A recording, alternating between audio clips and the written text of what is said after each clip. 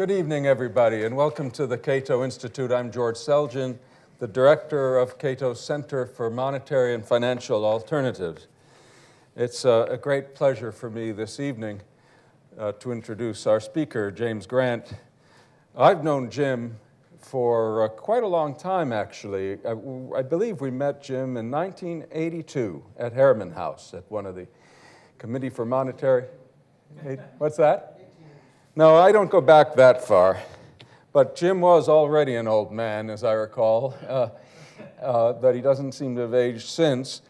And so I've known him for a long time. We were even neighbors for a while when I lived in Brooklyn Heights, but I have to confess, I've never read his biography or any of the biographical notes that are available about him. So I did so to bone up for tonight's event and learned that he's even more interesting than I realized. And I thought he was pretty interesting before.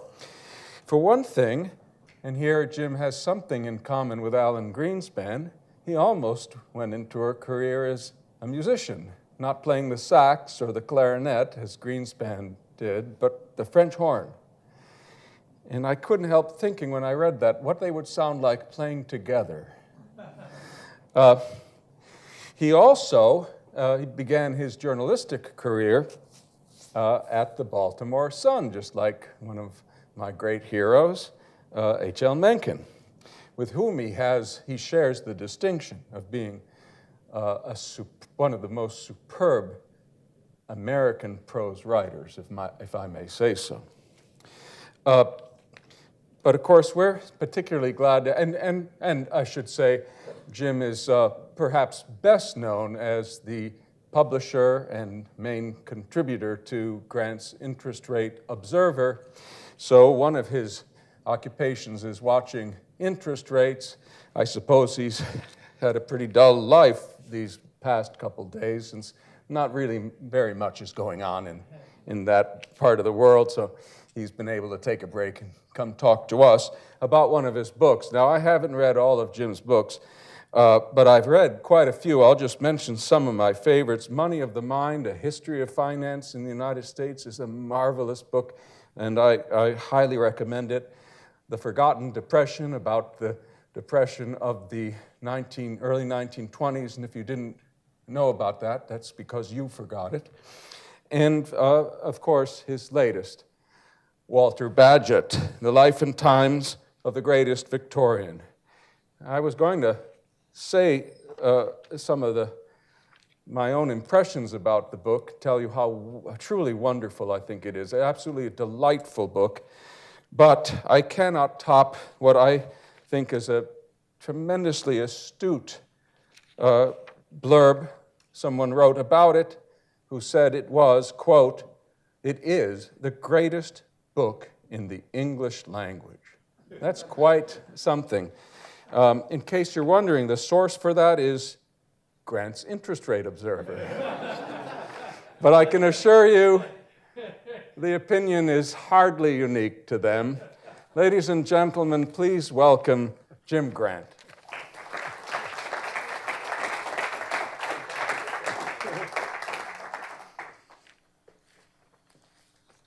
Well, thank you, George. Thank you, Cato. And ladies and gentlemen, thank you for giving up this beautiful day to be indoors with me. I appreciate it a great deal. So in the 4 hours given to me this afternoon, I would like to tell you about Walter Bagehot, whose name you say as you would say Gadget. And so the idea that the Federal Reserve should cut short a financial panic by filling the pockets of the very people who arguably caused it did not come from nowhere. Walter Bagehot deserves a large measure of credit, or if you like, blame. Bagehot was the author of Lombard Street, the short aphoristic treatise on banking that former Federal Reserve Chairman Ben S. Bernanke, PhD, so often invokes in support of his aggressive response to the Great Recession. To quell a crisis, Bagehot prescribed central bankers should lend freely at a high rate of interest. Mr. Bernanke and his successors worldwide have lent freely, all right, though not necessarily at interest rates that you would normally call high. Bagehot was born in 1826 into an English country banking family, and he was a public intellectual before the invention of that job description. He edited his father-in-law's small circulation weekly, I believe it was called The Economist. It had a circulation, by the way, in Bagehot's time, his time being the 1860s and 70s there, of not quite 4,000.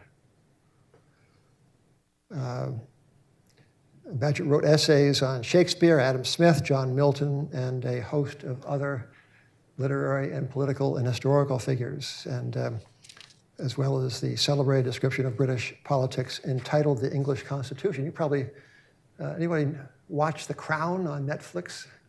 Yeah, well, the English Constitution actually upstaged some of those actors. He was a trusted advisor, was Bagehot, to Prime Minister William E. Gladstone. He was an unsuccessful candidate for Parliament, and he invented the Treasury Bill, which we may forgive him for, or we may not.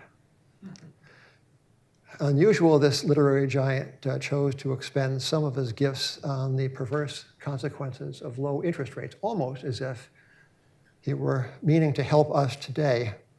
And here's what he said about that, alluding to the national symbol or figurehead of England. He said, John Bull can stand a great deal, but he cannot stand 2%. He meant positive 2%.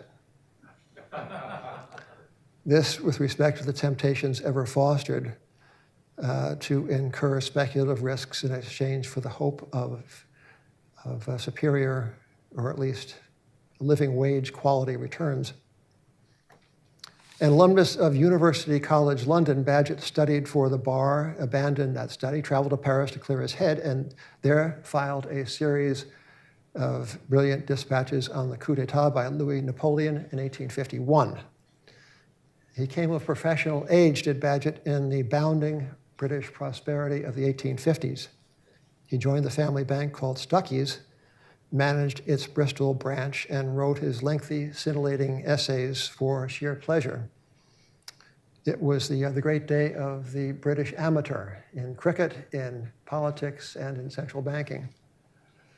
And Bagehot himself reveled in literature. Complications set in when he answered a summons to meet James Wilson, who had founded The Economist in 1843 to fight the good fight against the so-called Corn Laws for free trade. Wilson's paper stood for the purest strain of laissez-faire.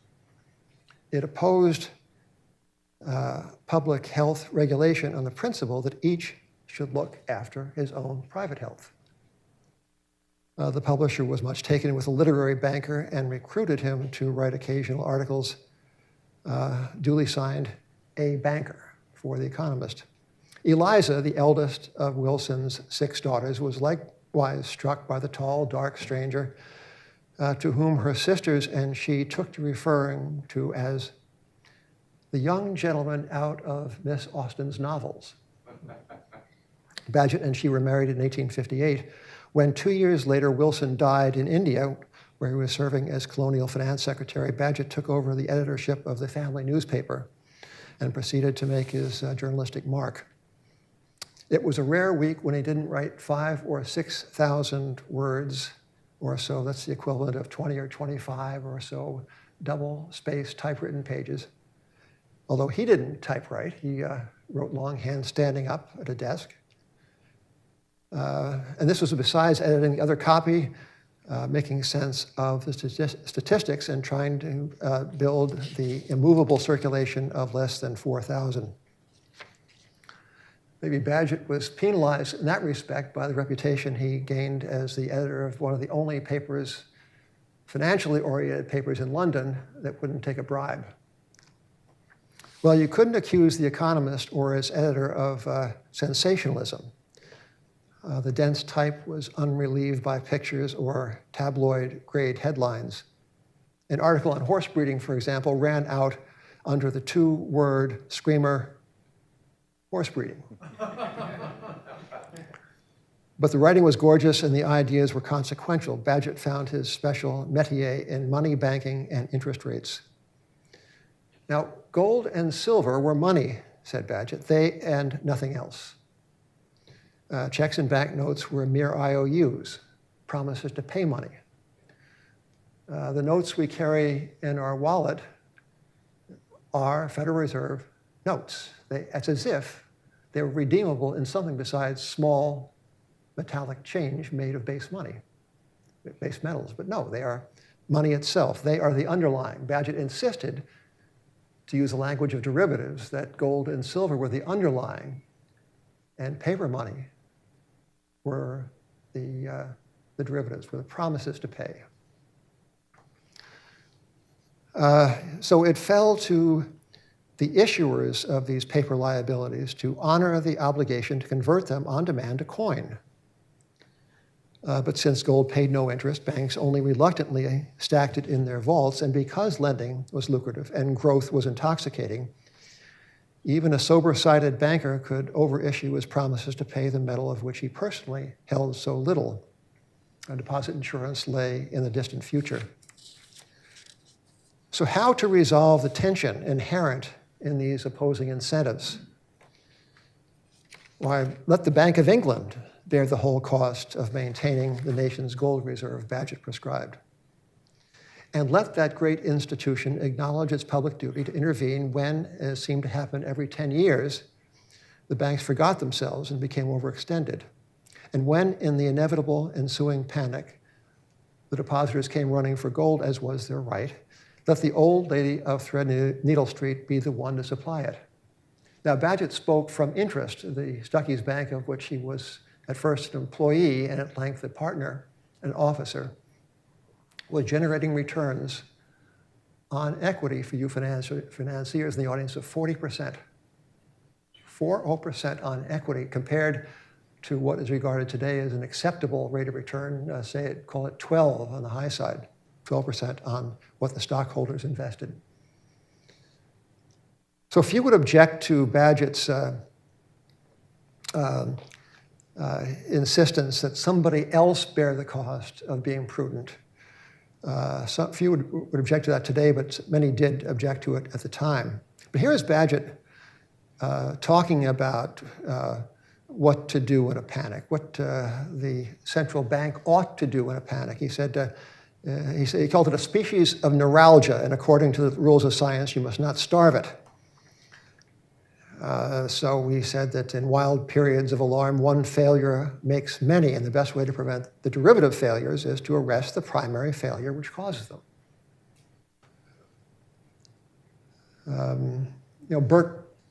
Edmund Burke used somewhat of the same metaphor in talking about the revolution in France. If your neighbor's house is on fire, you can't just wait for somebody else or your neighbor himself to put it out. But of course, there is a problem with the assurance that someone else will bear the cost of prudence. The very promise of unlimited emergency aid would instigate the financial malpractice that caused emergencies. So said Thompson Hankey, who was my hero's sparring partner in this question. Said Hankey, until such a doctrine is repudiated by the banking interests, the difficulty of pursuing any sound principle of banking in London will always be very great. So Bagehot won the argument, and contrary to Hankey, English banking was not immediately the worse for it. The wrenching failure of the City of Glasgow Bank in 1878, 1 year after Bagehot's death, marked the temporary close of the age of the decennial run and panic. But the 21st century, seems to me, is rather shaping up as Hankey's time. Not that either he or Bagehot anticipated the upending of the gold standard, the enactment of deposit insurance, the advent of sub-zero nominal interest rates, or the transformation of central bankers into the stars of the financial cable TV networks. Can a man, even a genius, be fairly charged with failure to predict the distant evil consequences of the things he said or didn't quite say, or said in a setting so foreign to that of his posterity that he is bound to be misinterpreted? Bagehot, though he did not invent the practice of the lender of last resort by any means, did through the great suppleness and beauty of his prose, he did canonize it. But it was with every good intention. So that is the Cliff's Notes version. You have to buy the book now. You know the book. But I would like to add a few more details about Bagehot's time, about the people with whom he rubbed shoulders, about his more detailed views on lender of last resort, on his achievements as an author, and on the problems he left behind under the heading of moral hazard. To begin with, let's take on this fraught question of the lender of last resort. You know, there was, Bagehot was born early in 1826. There was a ferocious panic in 1825, and the Bank of England reacted to it by lending not only against sound banking collateral at a high rate of interest, but it lent against actual illiquid merchandise. That's how far off the reservation the Bank of England went 3 months before, or so, before the birth of the guy who has been charged with the moral hazard idea. So it wasn't exactly the case that Bagehot grew up in a world of monetary purity.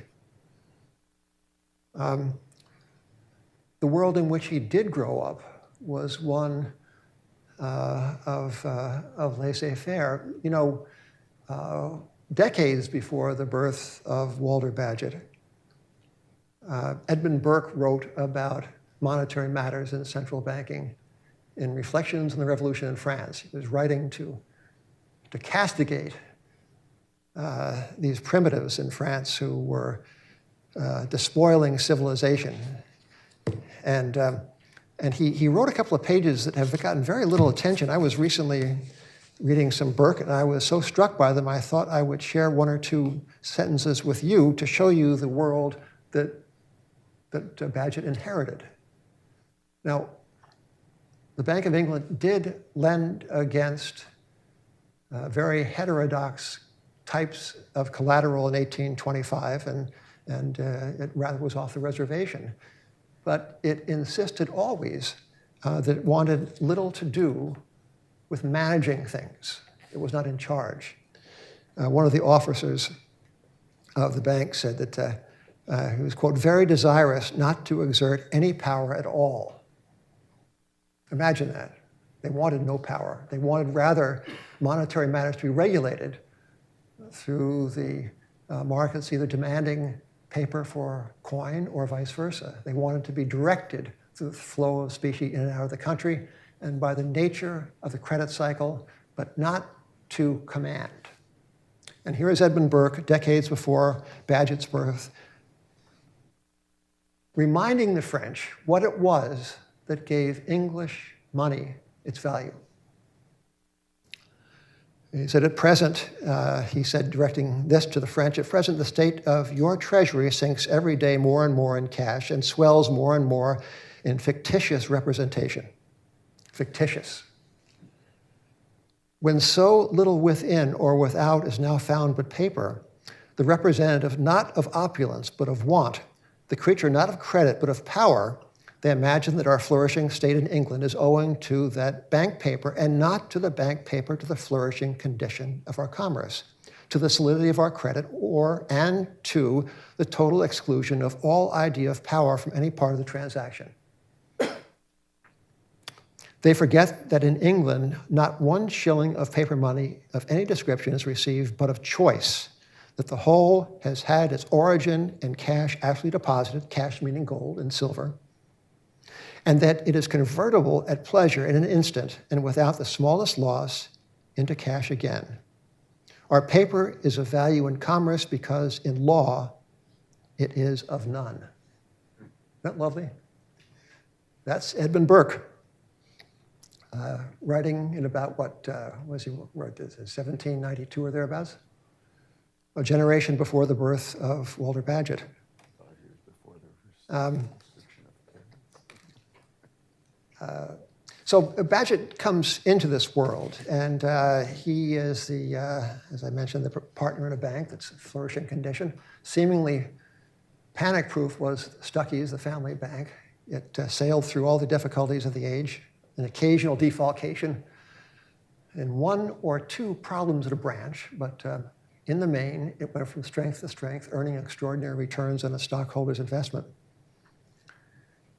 Now, there was every incentive at the time for the stockholders to guard that investment. They were, as general partners of a banking institution, this is before limited liability, as general partners of a bank, they were at risk down, as they used to say, to the last shilling and last acre of their net worth to the debts of the firm, mainly to the liabilities to the depositors. If the bank were impaired or insolvent, they would proceed to liquidate their estates. You would suppose, with this sword of Damocles hanging over the necks of the bankers of England, that all would have been relatively smooth sailing, but no, they were human, as are we, as are even the mandarins of the Fed, and from time to time they miscalculated. It was one of the great instructive portions of my research in this, to come to realize face to face that there is no elixir, there is no certainty, no system that is human-proof. And I came to realize and knew that money is not humanity's best subject, credit still less so. So what to do in a panic? Well, I highlighted this. Bagehot said that the central bank owed a duty, and Thompson Hankey, the most unprepossessing in appearance, the plainest in writing style, said the opposite. I will read two very brief quotations from each to show you the nature of the controversy, and you will see, I hope, when I finish, that we have solved exactly nothing in the succeeding 100 and something years. So here is Thompson Hankey, who wears, as far as I'm concerned, the white hat in this controversy on what it takes to be a good banker. It doesn't take very much, he said. All you have to do is to understand the difference between a mortgage and a commercial bill of credit. Mortgage is saleable, but not self-liquidating. It doesn't turn itself into cash. Whereas a 90-day bill, that finances commerce, that is as good almost as cash, said Hankey. So if bankers would only learn the difference, they would not become overextended, not become illiquid, and not stand in need of the assistance of the general public through the instrumentality of the Bank of England. Here is Hankey talking about the usage of gold and silver in a properly tempered banking system. It is a most valuable thing, he said Hankey, of cash, and cannot, from its very essence, bear interest. Everyone is therefore constantly endeavoring to make it profitable, and at the same time to retain its use as ready money, which is simply impossible. So he said the remote cause of every crisis was, quote, the constant attempt to perform this miracle, which leads to all sorts of confusion with respect to credit. Well, there is a wonderful quote from a third party, Lord Liverpool, and I get this from the most estimable scholar of Lord Liverpool, Martin Hutchinson, by way of my friend Eddie Chancellor. And here is a quote from Robert Banks Jenkinson, later elevated to Lord Liverpool. Here is a one-sentence description of the nature of the credit cycle in a world of fiat money, which we have. All right, there it is. The tendency of an inconvertible paper money is to create fictitious wealth bubbles, which, by their bursting, produce inconvenience. Isn't that lovely? Well, it was true then, it's true now, except, ladies and gentlemen, for that 40% return on stockholders' equity. Here is the author of Lombard Street giving his own views on the nature of the properly structured bank balance sheet. Bagehot, the main source of the profitableness of established banking is the smallness of the requisite capital. Being only wanted as a moral influence, it need not be more than is necessary to secure that influence. Although, therefore, a banker deals only with the most sure securities, with those which yield the least interest, he can nevertheless gain and divide a very large profit upon his own capital because the money in his hands is so much larger than that capital. There you have it. Just leverage up, you get rich. And then you apply for assistance to the Bank of England should that plan go awry. That's Bagehot, that's Hankey, and that is Lord Liverpool. So that, that's kind of the then controversy. It's today's controversy. Perhaps it will be the eternal controversy. Cato will tell us more about this in about 50 years. But I wanted to tell you about a pleasure in writing this book. And one of the pleasures is to be among the people with whom Bagehot dealt, with whom he corresponded, whom he consulted. And they are an illustrious group. They consist of a small list, short list. There's a guy. There was an eminence called the magnificently named Isambard Kingdom Brunel. Yeah, don't you want to meet him? Isambard Kingdom Brunel was an engineer who designed Paddington Station, who built railroad trestles, who built mammoth steamships. And if you buy the book, you shouldn't buy, not on my account. But there is a picture of Isambard Kingdom Brunel that is worth the $500 price of the book. William E. Gladstone was another of my favorites. He was, the oft re-elected Prime Minister, Chancellor of the Exchequer. Had a storied and lengthy career in English politics. And he was one of the most formidably, almost demonically energetic people you ever come across. He chopped down trees for recreation. He read Dante, whom he revered in the Italian, having taught himself that language. And he loved Homer, old Homer. Said Homer of Gladstone of Homer as if they'd gone to school together. An evangelical Anglican, he read the Bible every day, either in English or in Greek. German seems to have been beyond him, according to his biographer Roy Jenkins, but he did later acquire enough to be able to, in middle life, to hold theological discussions with Ignaz von Dollinger in Munich. All right, forever in motion. Here is Gladstone. See if I.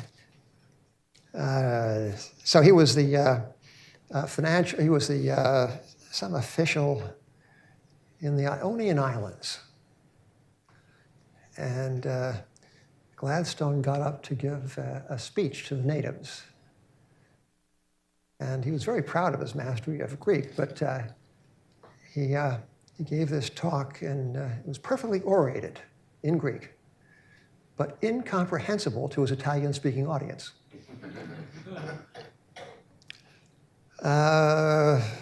J.S. Mill. J.S. Mill was another one.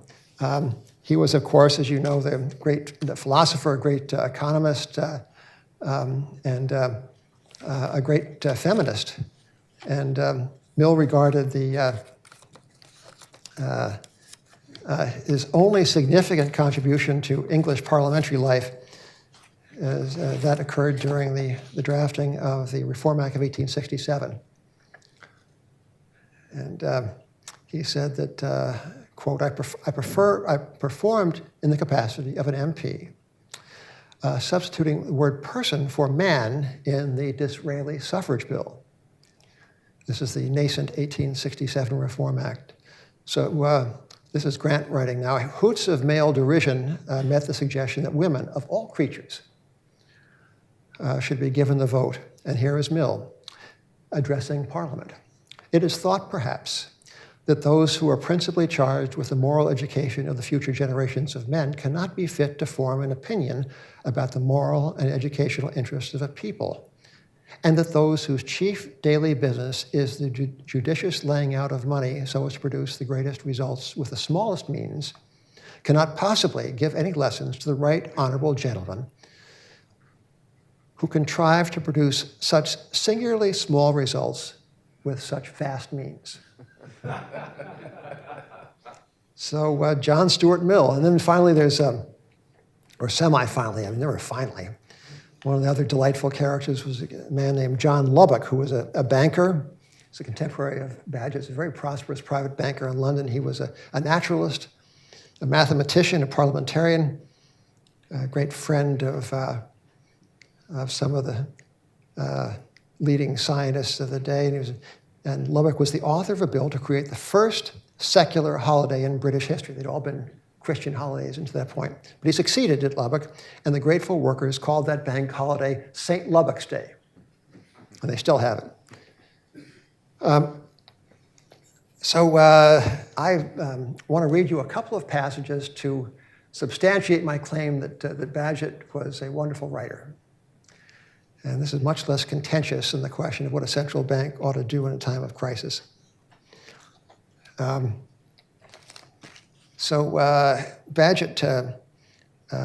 was a terrific student and a lover of literature. He was a consummate amateur in the purest sense of that word of literature. He wrote an essay on Shakespeare that repays reading, and I suspect always will. And here is an especially elegiac passage, the background to which is that Bagehot's mother was mad, and that he feared that he himself might one day plunge into insanity. Quote, "There is much of mankind that a man can only learn from himself. Behind every man's external life, which he leads in company, there is another which he leads alone and which he carries with him apart. We see but one aspect of our neighbor, as we see but one side of the moon. In either case, there is also a dark half, which is unknown to us. We all come down to dinner, but each has a room to himself."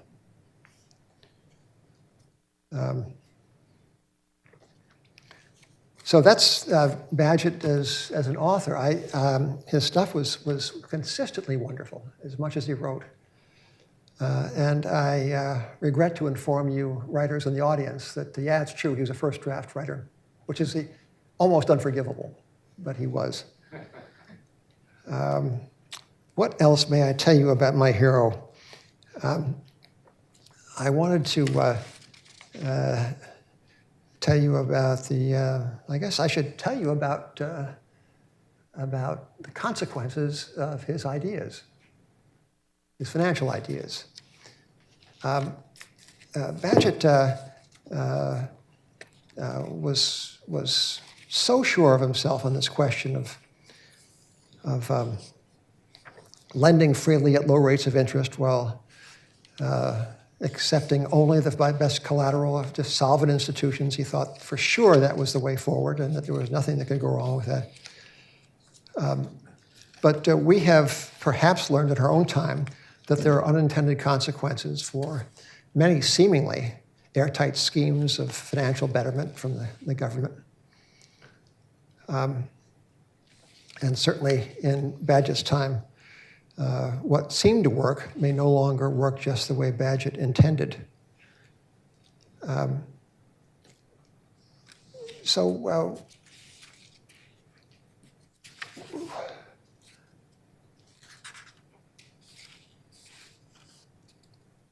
About 1873, Bagehot was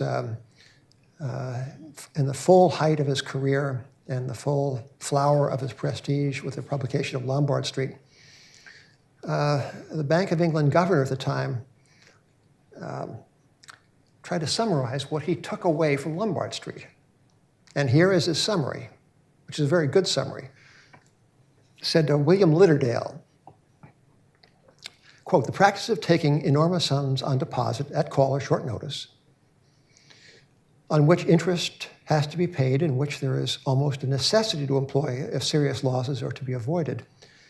This practice," he said, "is one that carries risk on its face, a risk to the banker who does it, who takes in demand deposits, checking accounts, and then lends them out and pays interest on those balances. That's a risky business, said Litterdale. Quote, Mr. Bagehot says things are so and that it is useless trying to change the system, and then throws upon the Bank of England the onus of providing a reserve adequate to the needs of all its competitors as well as regular customers. Close quote. So there's no better short-form summary of Bagehot's position. The gold question would not go away. Lombard Street failed to convince anyone to lay in more cash. And so it went. Bagehot died in 1877. And by 1889, the problem that Bagehot bewailed, that is to say, too many claims on the gold reserve and not enough bullion in the till, that problem was even larger.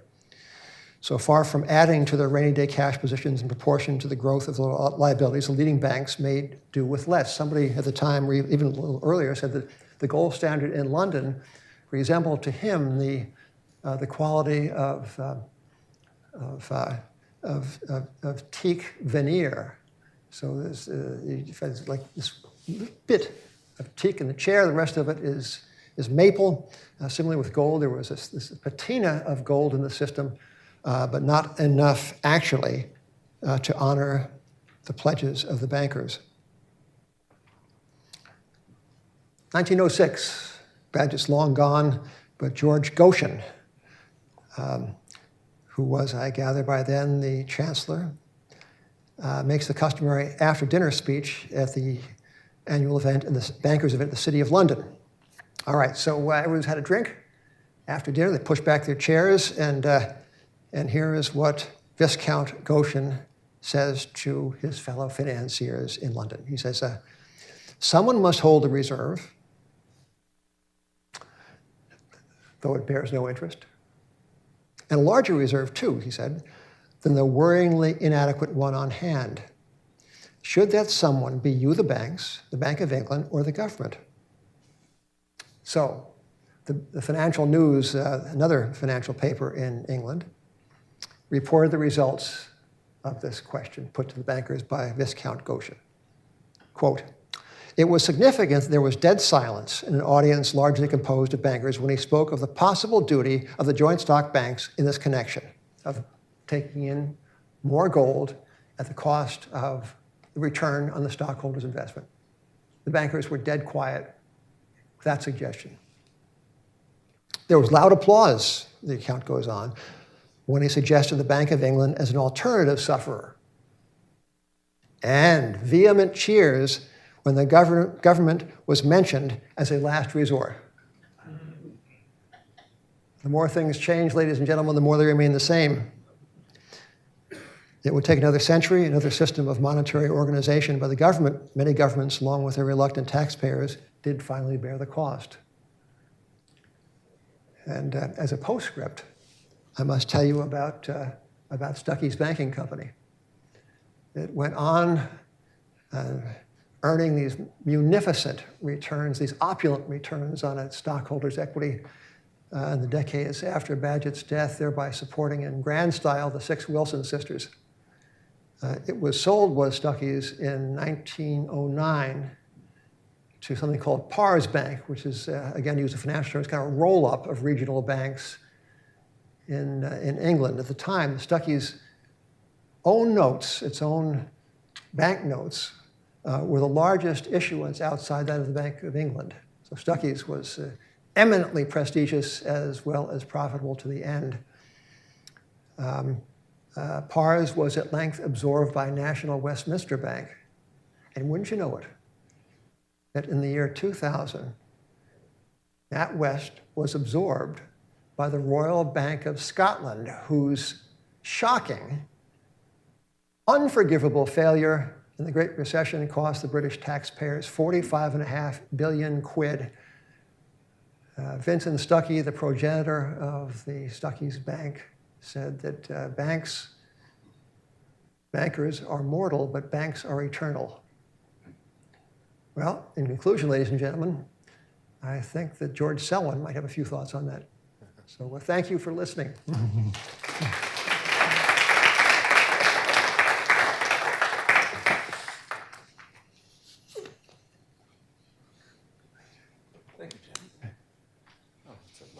copy of it in Berkeley.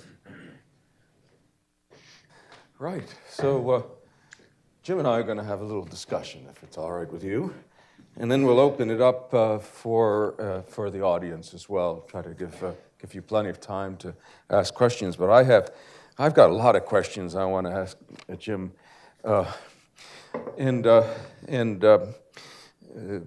partly they begin with my sense of a real tension, almost a drama in the writing of this book, because it sounds to me, tell me if there's any truth to this, that, well, first of all, you're obviously a real critic of Bagehot. You blame him for many of our modern financial woes. But you also said, and I believe you after reading the book, he's your hero.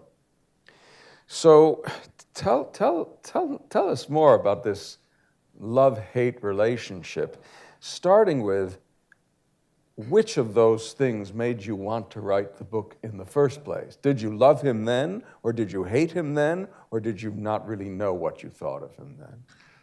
Well, when I got to New York City in 1975 to take a job at Barron's Financial Weekly, I went to the public library, sometimes on Saturday mornings. In those days, before the disimprovement of the stacks, you could get bound copies of The Economist, ancient copies of The Economist in print.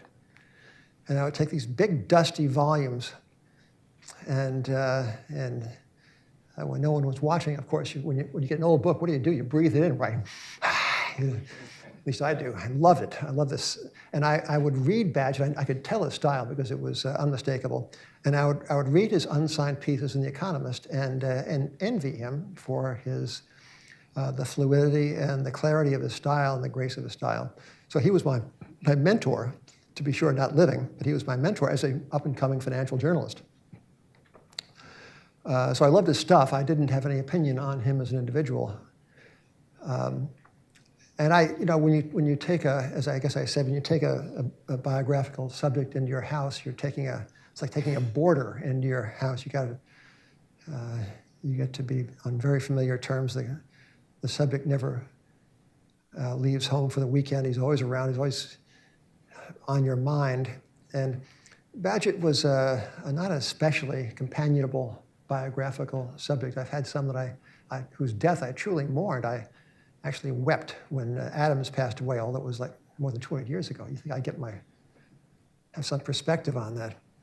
And I didn't kill him either. But with Bagehot, it was like, all right, bye. And frankly, I was rather glad he died young, 52. Although it does set a bad example for other financial journalists. So Bagehot was condescending, rather top-lofty, snobbish. He was also a great listener. He didn't talk for victory when he conversed. He was meant to be, by some measures, the most interesting man in London to talk to. If there are dogs and cats in the world, he was a supreme cat. He once said that he thought twice about saying hello to somebody because he didn't want to have the burden of any more acquaintances. Which is not the kind of personality you generally associate with journalism. You're supposed to want to meet people. And so he was a complicated and not altogether companionable presence. So I'm not sure either love or hate does it exactly. As to his guilt in our present, I think the very quality of his prose, as the very quality of Keynes's prose, led power and accelerant to ideas that were not necessarily original with them, but came to be identified with them. As we've seen, Bagehot was by no means the father of lender of last resort. It was antedated him by a generation or more, but it became his by the quality of his work in Lombard Street. And he was a gold standard. I mean, one of the critics of this book said, it wasn't Grant's, by the way.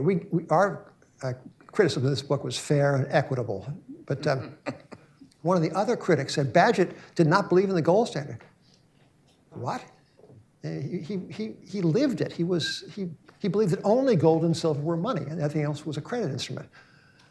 So it's not really fair to charge Bagehot with the sins that have been visited upon us collectively by dint of I think, of the abuse of this lender of last resort thing by perhaps the necessary arc of self-destruction of a fiat system without any guardrails. I mean, what Lord Liverpool says, I quoted from Martin Hutchinson's excerpt, is it's a wonderful summary in about a half a dozen words of what happens. Bagehot didn't want that to happen. Yeah, I'm a Bagehot fan myself, and that's despite the fact that I'm also a critic of central banks, and certainly am aware of the moral hazard problem. But if I might defend Bagehot on this issue, he did say, and I think you point this out in your book, Jim, he did say that having the Bank of England act as a lender of last resort, as we would say now, was for him a second best solution. The best solution having been not to create such an unnatural institution with monopoly powers to begin with. But then he says something like, well, we're stuck with it. We can no more get rid of it than get rid of the monarchy. See, that's Bagehot for you. He is a thoroughgoing, pure establishmentarian. Mm-hmm. He wants what is. He wants to, his political creed, so-called, was moderation. That was his kind of the unblood-curdling battle cry, moderation. But he loved paradox to a somewhat annoying extent. So it was for him a fun paradox that this is not the best system, but let us make the best of it. Also, I think somewhat in the background was that 40% return on equity of the Stuckey's banking company. Mm-hmm. Tell us a little bit more about the relationship between Bagehot and Wilson, who hired him to work for The Economist, and then, of course, married his daughter to him. And Wilson was a political economist himself, of course, who wrote about financial matters. MP, and he was a formidable thinker. So what kind of influence, besides the obvious, did Wilson have on Bagehot as far as? Wilson, as I might have mentioned, was an exponent of a very radical strain of individualism that was in full flower around the time of the Crusade against the existing tariffs, the corn laws they were called, that enriched the land-holding classes in England at the expense of the consumers of English wheat and corn. Wilson was an entrepreneur, a man of characteristically, the Gladstonian energy, who went broke, paid off his creditors, came back, founded this publication, wrote jillions of words a year for it. The staff mainly consisted of one. And he had 6 daughters and no sons. So Bagehot comes calling, and the love affair ensues, and they get engaged. And James Wilson, for you fathers of daughters out there, you'll understand this perfectly. On the eve of the wedding, Wilson took to his bed in sorrow. So did my father-in-law. I wonder why. Now what happens? But the two of them, Wilson and Bagehot, became very close. Bagehot's own father was a somewhat retiring figure who lived under the shadow of his brother-in-law, who was the president of the bank at which Bagehot's father worked. And his mother was a very outsized personality, mad as she was. And so the father, Bagehot's actual father, was in the background. Wilson was a much more dynamic and interesting and charismatic figure, and the two of them became very close. Wilson goes to India, dies, as so many Brits did in India. And then and then Bagehot takes over not only the paper, but the family. He becomes the head of the family. Now, you've talked about a couple of Bagehot's works, as well as, of course, his writings, regular writings for The Economist. What is your favorite Bagehot book? I take it it's not necessarily Lombard Street. I like Lombard Street. Not sure I care as much for the conclusion as others might on this stage. One of his first production between hardcovers was a book of biographical essays. And this came out when he was 29, maybe. He was just courting, or 29 or 30, he was courting Eliza Wilson. And these essays are just wonderful. You can pick these things up. There are on the web, on the used book sites, offers of the collected works of Bagehot, and you can buy them together or singly. They're not that expensive, and if you can find a collection of his biographical sketches, they run about, they're like 10 or 20,000 words, longer ones. They're very lengthy essays, but they are truly wonderful. Bagehot is a fearless essayist. He would write he would write these essays putatively reviewing some expert's book, and he wouldn't even mention the book, which has happened, I guess, to some of us in this room as authors. But the biographical stuff is my favorite. I've read those too. I think they're fantastic. There's one on Adam Smith that's a delight. You want to take Adam Smith home and into your family after you read that. He does Adam Smith a great justice, I thought. What do you think Bagehot would do if we were to revive him today and present him with a quick overview of the situation? I you think he'd fit right in? I think he would be a member of the Council on Foreign Relations. He would be a Remainer. He would be a member of the Mandarin class of the Bank of England. He was an establishmentarian, and he loved being around power and wielding the levers of power. No chance then of getting him to donate to the Cato Institute? Absolutely not. Oh, well. Let him stay dead then. Yeah. Jim, do you have, I know it's always asking a lot of an author to talk about his next book when he's just gotten over writing one, but do you have any definite plans for your next one? No. Is that a no, I'm never going to write a book again, or no, I'm not going to tell you? I'm watching Netflix. Okay, fair enough. Well, I think we could just go ahead and throw this open to the audience. If I have some more questions, and maybe I will, why I'll just... And certainly, if events of the present day are of interest, we want to talk about the Fed. You're in the presence of, I think, address those questions. The Fed, to me, if you want, because George, as you know, is deeply conversant with the most technical details of what's going on with the Fed. He wrote a book called Floored, which is a clear and quite damning description of the operating methods of the Fed, which are now coming to the fore.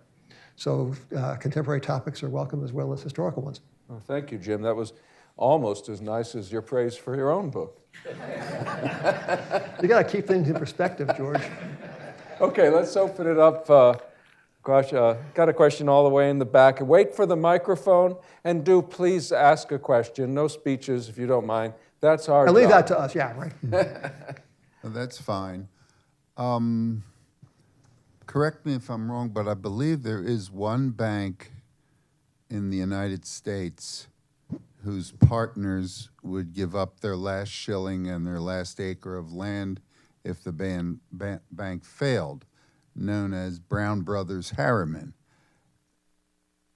Yes, My indeed. question is, why is there only one? And my second question, unrelated to the first, is, how do you think Bagehot would have gotten along with Calvin Coolidge? I'm going to take the easy one first. Brown Brothers Harriman. Brown Brothers Harriman is indeed, just as you said, a general partnership, the last one left. The general partners are at risk to everything they own, including the Golden Retriever. What is characteristic about Brown Brothers also is how little risk they take with the balance sheet.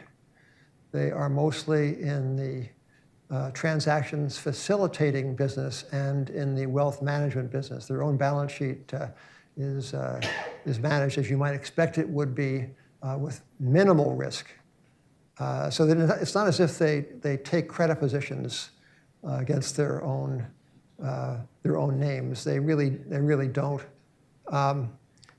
And also, you'd expect that in Wall Street, where any profitable thing is going to find emulation and emulators, that if Brown Brothers were truly the model for others to mimic, that others would be mimicking it. That the fact that it stands alone tells you something about the uniqueness of the franchise and about the delicacy of the nature of the risk that you bear when you do form a general partnership. You know, hedge funds, the old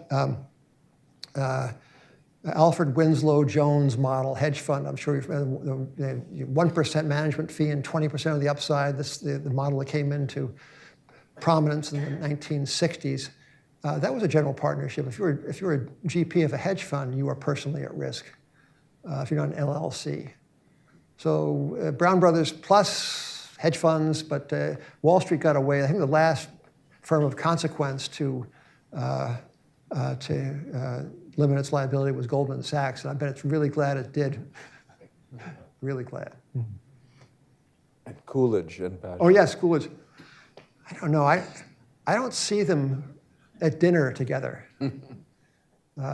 Coolidge was many things, but they didn't call him silent for nothing. And Bagehot was as little as he liked much human company, he was a great talker. I don't see much chemistry between them. Well, I read in the recent biography of Coolidge that I think a government official, he would go to the dining room and sit facing the wall with his back to the rest of the room. And Bagehot wouldn't do that.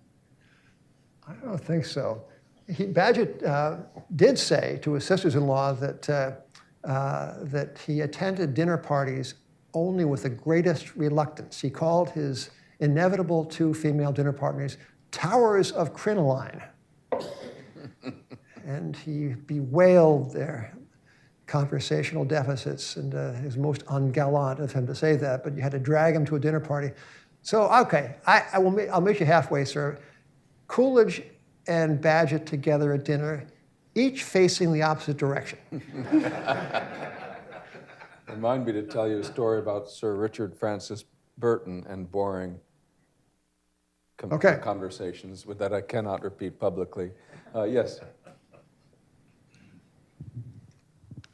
Yes, my name is Per Korowski. I have a question. What would Bagehot or any one of the other persons you mentioned have said if the regulator at those days said you need to hold no gold as a reserve against loans to the government? You can hold only 1.6% against assets that some credit rating have given a AAA, or you must hold 8% if you go into such risky ventures as lending to entrepreneurs. What would they have said, knowing that never ever has a major crisis resulted from excessive exposures to something ex ante perceived as risky? The last thing, sir? Never ever have major bank crises resulted from excessive exposures to something ex ante perceived as risky. They have all resulted from excessive exposures to something everyone perceived as very safe. Or in ignorance knew not.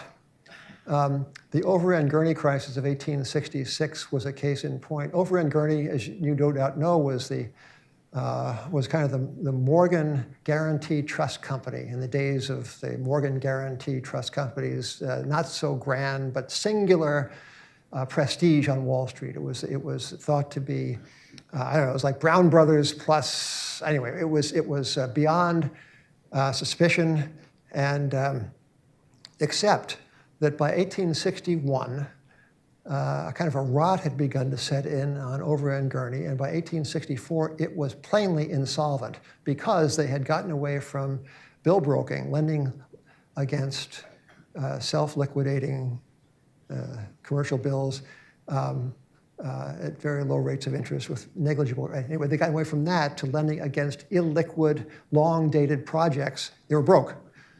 So they went public. They brought in the public to buy shares, and there was a run, and it was a spectacular failure. And Bagehot did not see that one coming. What people could see in retrospect was that the Bank of England had bailed out Overend Gurney in 1857 because it was too prestigious to be allowed to fail. 10 years hence came the comeuppance for that particular error of judgment. So one of the features of this financial system that I was so interested by, and I found in a way so laudable, was how little regulation there was. Lord Liverpool, again, said that the evil will cure itself. Maybe he said that about 1825, meaning, of course, that market forces will take care of the illiquid ones will fall by the wayside. Also, some good ones that got caught up in it will fail. But markets are self-restorative. That was the ideology, and that was the practice. We have come full circle today to head off crises through intervention, perhaps storing up trouble, perhaps storing up fictitious values, perhaps leading eventually to inconvenience. I should say that Jim's book, I think, is particularly fine because there are so many moving parts to it. The biographical information, not just about Bagehot, but all of his interesting acquaintances, and the back stories about different financial developments in England and elsewhere at the time, all very beautifully woven together. It's a marvelous job of writing, and every bit of it is interesting, including little tidbits about Brunel and people like that, so it's wonderful. Let's take some more questions. Yes, right here in front. Don't wait for the mic and... Thank you. This was fascinating. And I hate to mention another book, but it seems to me Bagehot must be one of those figures that's kind of mercurial. Everyone can read what they want from him to some extent. And by way of example, I read Felix Martin's book, The Unauthorized Biography of Money. I don't know if you've ever heard of it. But he cites Bagehot extensively, and it seemed to me for the proposition that fiat money need not be tethered to an asset like gold. And what I heard you saying was that even though he believed the central bank should be the lender of last resort, or that he did also believe that you had to leverage on a base asset like gold or silver. So did I miss, what's your thinking on? Well, my reading. Thank you. Thank you. My reading of Bagehot's views and one particular document, a fellow whose last name is Norman. He was a grandfather of the Norman of the 1930s Bank of England governor. Montague Norman. The grandfather of Montague Norman in 1930 was a banker in Bagehot's time. He was a contemporary banker. He wrote for The Economist. Anyway, one day he took the trouble to write down Bagehot's views, having talked with him. And Bagehot had the following monetary views. He said, for one thing, said Bagehot, he said, banking ought to be open to anyone without the need to get a license to conduct the business of taking deposits. Free banking, free meaning free to enter and to exit. But his view that perhaps of principal interest now to us is that gold and silver alone, dogmatically alone, are money. Everything else is a claim on money. So George, I think you have bridled at this term currency that's backed. Yes. That wasn't backed by gold and silver. Gold and silver were money. The paper fronted the gold and silver, right? That's nothing. So that was Bagehot's view. I think he was not one who would say that you could get away from gold and silver. On the contrary, he was a believer specifically in treating them only as money. The very, very rare person of that era let alone pragmatist of that era, who would have been opposed to the gold standard, who would have thought it a good idea to get rid of it. And by the way, Felix Martin, for his part, has a very overarching agenda, has an overarching agenda in his book, which is to portray the whole existence of a monetary system and thus of monetary itself as, well, essentially the root of all evil. And so the book is meant to be a hatchet job on money, so much so that when I wrote a critical review of it, and the title I gave the review was Mammon Dearest. Well done. Anyway, some more questions in the back, right there. Thanks a lot. I love your book. One of the things that I enjoyed the most were these small details, and particularly the stuff on Bagehot's income, like the dividends from Stocky's Bank, his earnings from his writings and things. And I was curious about your experiences with the archives. So the first question I had was, did you ever figure out how he squared his circle of his income? I did not. You did not. So my second question, what I was wondering about the archives was, what are the stuff that got cut from the book? Things that you found about Bagehot that was really interesting, but for some reason you did not include. Do you have any stories from the archives that you would share with us? Things were too hot for the book. No, my editor and I both deplore the paucity of sex in my book.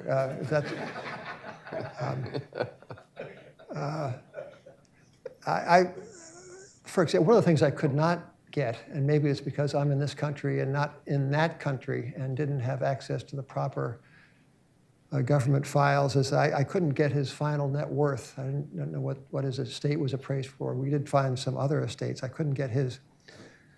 Maybe somebody else will find that. He was,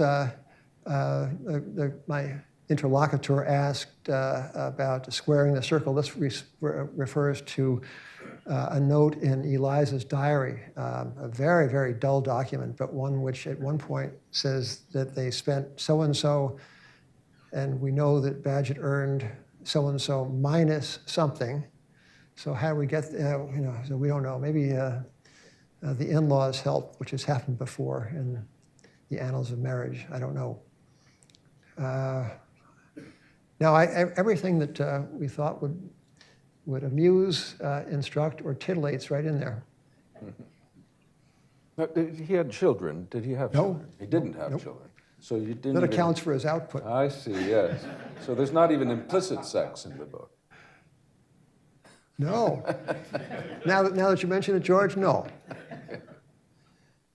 Yes, in the back.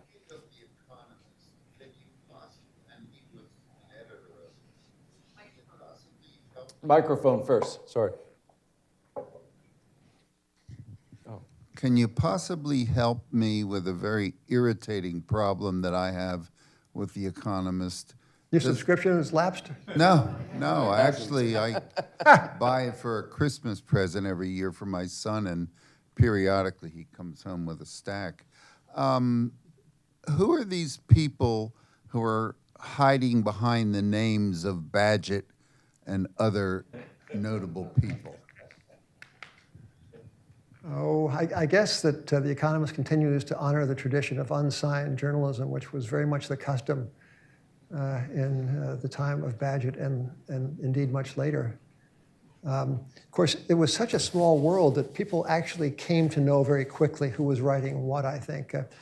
Bagehot, I mentioned The Economist circulation, fewer than 4,000. But similarly with the egghead journals, the quarterly journals for which Bagehot would write, he'd write the Edinburgh Quarterly was, I think, Whig, and he did not write for that. He wrote for the Quarterly Review, perhaps. But the circulation of those publications was 3,500, 3,800. So it was a very tight circle of intellectuals and people, au fait, who just were on the inside. Bagehot loved to be on the inside. In fact, one of the things I'm still mad at him for, well, I shouldn't hold a grudge, when he was writing in The Economist about the Over-End Gurney failure. And before Over-End Gurney went public, while the prospectus was 5-paragraph prospectus, while it was being circulated, The Economist wrote a kind of its own prospectus on what one ought to think about this transaction. And Bagehot wrote, well, there are risks, of course, and but the proprietors are moneyed people of long standing and rectitude, and on the whole, it seems a very good thing. That's basically what he said. So, you could tell that there was something in the back of his mind. He wasn't an uncritical review, but it was mainly on balance. It was favorable. All right, so a couple of months only passed until May of 1866, I believe, when Over-End Gurney goes splat. Huge crisis, which crisis, by the way, Bagehot covered magnificently on deadline. I don't know how I have no idea how he did it. Remarkable. Anyway, but so he had to fess up, right? He had been wrong about Over-End Gurney. Did he fess up? No, he did not. He told the readers of The Economist approximately this. He said, of course, we knew things that we really couldn't say. We knew how bad things were. There are two kinds of people, those on the inside, those we knew. And it's I read this and I thought, it's remarkable not that they have a circulation of 3,800, but they have a circulation not of just 8 after that. It was an extraordinary display of, I thought, of arrogance, editorial arrogance on his part. He might have said, God, we sure dropped the ball. No. Believe me, I have lots of practice.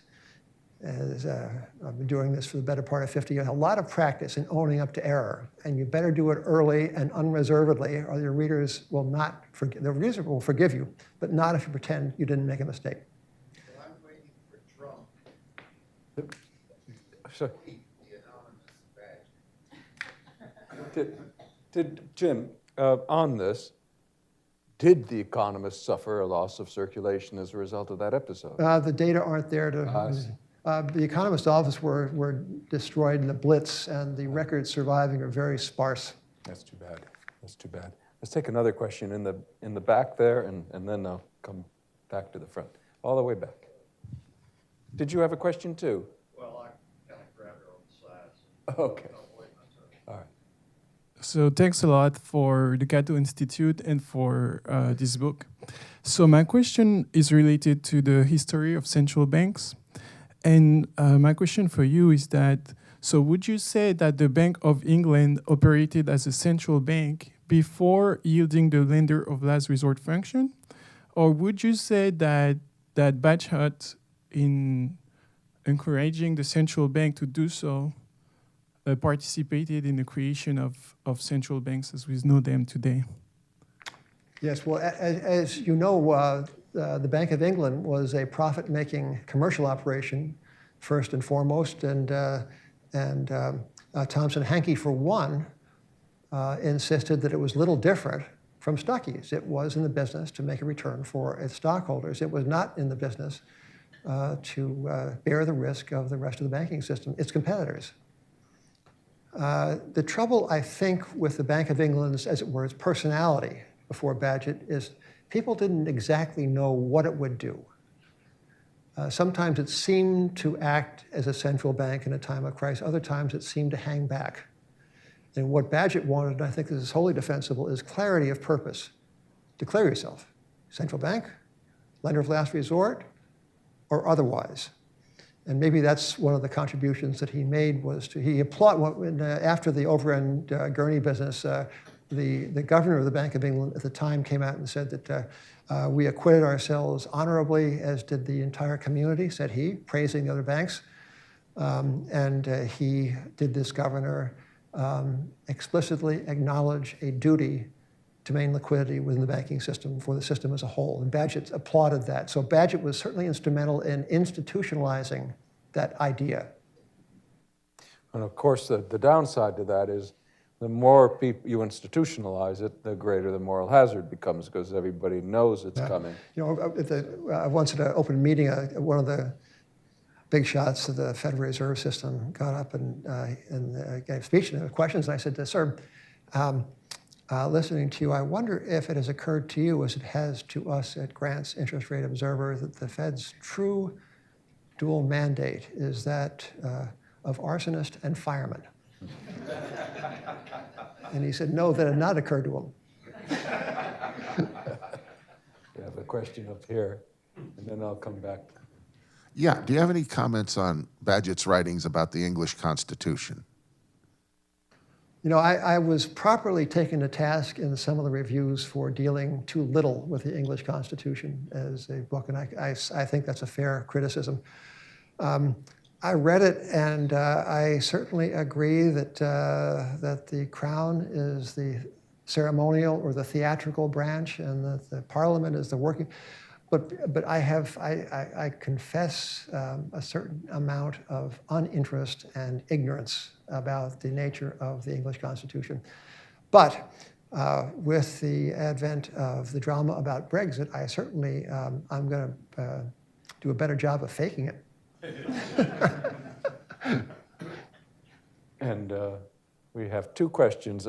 This whole row is looks like it's lining up to be a straight.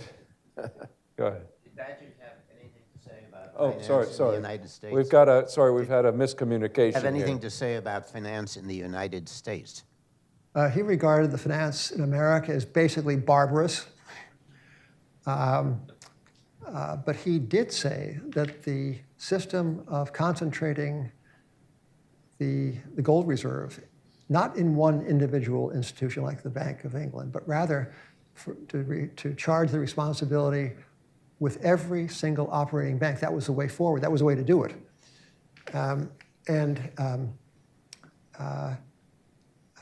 But you know, I think all the Brits looked on America and its kind of its screwy operations. You can't have branches, you can't do this, you can't do that. And they looked on the regulations that sometimes attached to these banks. They didn't know what was going on here, except it wasn't good. But one footnote on the American system at that time, there was a bank in New York called the Chemical Bank. It was the Chemical National Bank, as it came to be known a little later. The Chemical Bank, uniquely and alone in the clearinghouse banks of New York City, survived the Panic of 1857 by paying out gold on demand to its depositors. And it came to be known after that as Old Bullion. Old Bullion.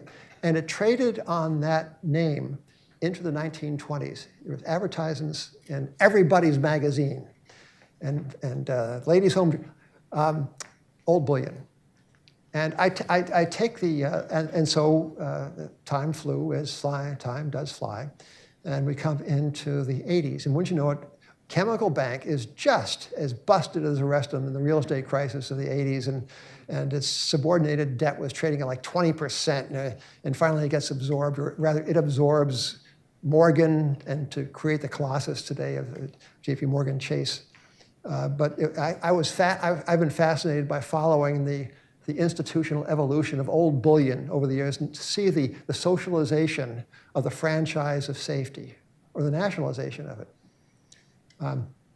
There was a president of the Chemical Bank, then the Chemical National Bank, around the 1890s, named George Williams. And George Williams was interviewed by some journalist, and the journalist said, "Sir, what is the secret of your success?" Just like the PR people ask him to say. And Williams answers, "The fear of God." And that, ladies and gentlemen, might well be one of the lesser heralded tools of banking in a fractional reserve system. There's a very good account of all this in Money of the Mind, and I highly recommend it. And I believe the gentleman who had the mic before should have it again. Yeah. I gave it up, but I've lived long enough. I have so little life left, you know, actuarial. I don't really You're worry. my age. You're a year older than I am. Well, let's be I careful the way looked we it talk up. for You're a peace year sake. older than I am. So anyway, I really don't lose any sleep about this stuff. But I love hearing you talk, and I have two granddaughters who I am concerned about.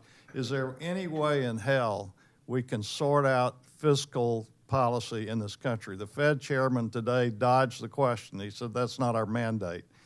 Is there any hope for us? Neither party cares a damn about debt anymore, it seems to me.